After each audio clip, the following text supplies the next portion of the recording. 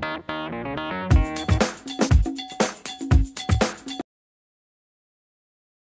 let's talk about Jordan Stevens first of all. Six-figure sum for the club. Shows the wisdom of giving him a first-team contract back in the autumn, doesn't it? Yeah, he came into our group, in sort of back end of the summer, and we put him on a contract. Obviously, we gave him a chance, an opportunity to play in the first team. And once you put a young player in the first team, if he's any good, then the Sharks start to circle, and that's what happened. And what a move for him to a club like Leeds. You've got family connections with your dad, having played there. The man who established the Forest Green Academy years and years ago, Trevor Horsley, probably before Jordan was even born, a massive Leeds fan as well. There's a really nice synchronicity. Yes, it's obviously a massive, massive club, isn't it? And it's a great opportunity for Jordan. It's a really good deal all round, in terms of what we get and ongoing. And Jordan gets the opportunity to play at a really big club and try and get himself established and force his way into the first team squad.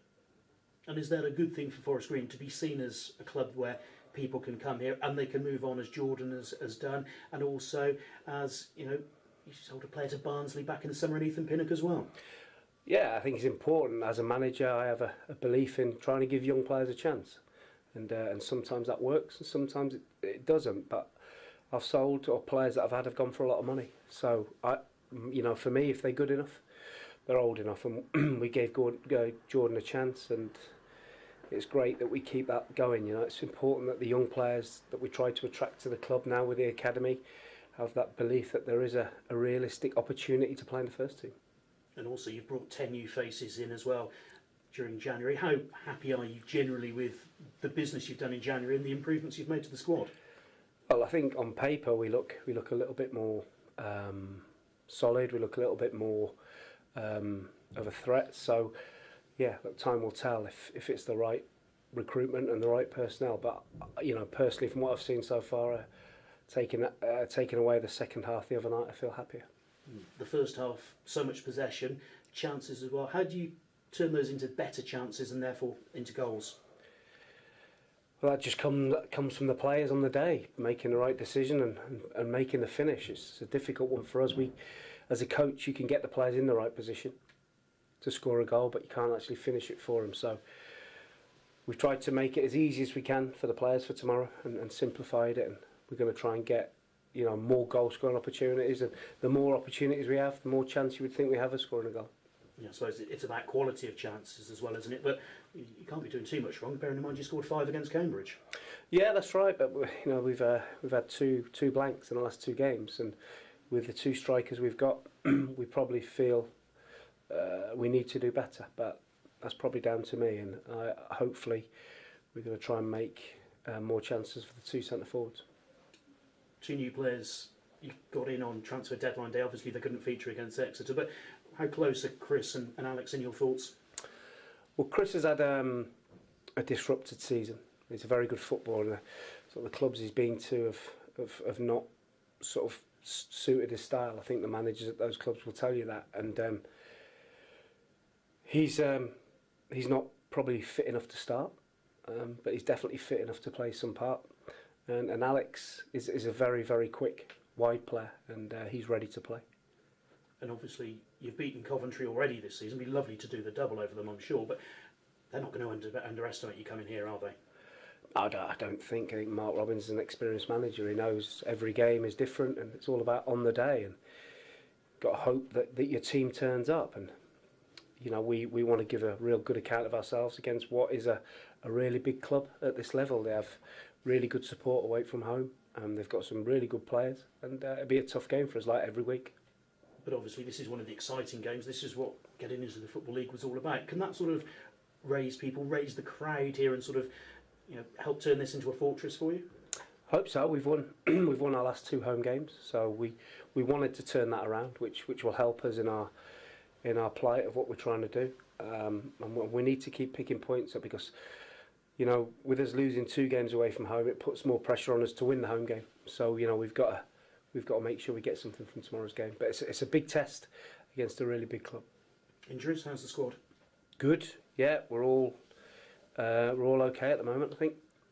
which is a tribute to the way that you train and also your strength and conditioning staff, isn't it? Yeah, it is. We've not really been able to train too much because our training pitches are underwater, so it's been very difficult to get any grass. It's been a really wet winter down here, and like I say, all our training pitches are underwater, so it's been really difficult. So it's just been ticking the players over really and trying to make sure they're fit for the Saturday. Thank you. Thank you. Mark, a popular player in Chris Stokes is coming back to Forest Green in a Coventry shirt. Is he a player that you've liked in your time when you've been manager elsewhere, Swindon? Yeah, he's very attack-minded fullback, isn't he, Chris? And played against us up there. Yeah, I've always liked him. He's I like my fullbacks attacking, and he's certainly that. Yeah. What other threats do Coventry possess? Well, they've got a striker in goal scoring form in Mark McNulty, so we have to be careful of that. They just they're very good at what they do. You know, they get the basics spot on. They've got some real good experience in Doyle in midfield, who's been a really good player for a long time, and they've got some good young players as well. So it'd be a real tough game for us, but one we're looking forward to. Do you think sometimes when the chips are down for Forest Green is when they seem to pull something out of the bag? I mean, when you went away at Coventry, most people wouldn't have given you a cat and house chance, would they?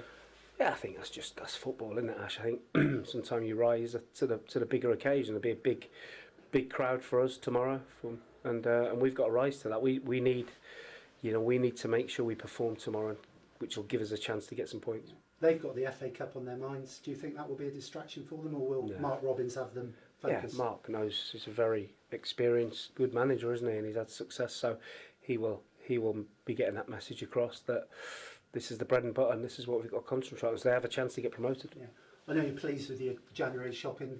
The free agent window, well, not a window, but free agents are now available. Are you likely to bring anyone else in at all?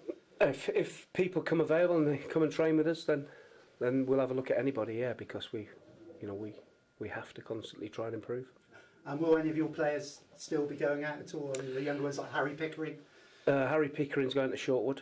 Right. So he enjoyed it. Did really well for him. So it's important as a goalkeeper he gets his game time. And the other lads that have been made available, we've not had any substantial inquiries for them. So not yet.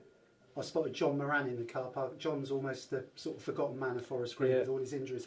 How's John? Yeah, he's been battling back from this horrible knee injury, so he's been trained for the last few weeks, and he's still getting himself back accustomed to the pace of the training. But another couple of weeks, he'd be ready to go and play. Yeah, just one more from me. Charlie Cooper played for QPR in the week. How did that go for him, and what are the plans moving forward with Charlie? Really well. I went to watch him play. Did really well, and. Yeah, it's a few clubs that quite like him, so he's just a couple of clubs having a look at him, and we'll see where it goes. Yeah, he was on the bench on Saturday. Is there a plan to involve him at all this Saturday? Sorry, Tuesday. No, not this Saturday, not at home. So no, not this week. Okay, cheers. Thanks, Thank you. Ash. Cheers.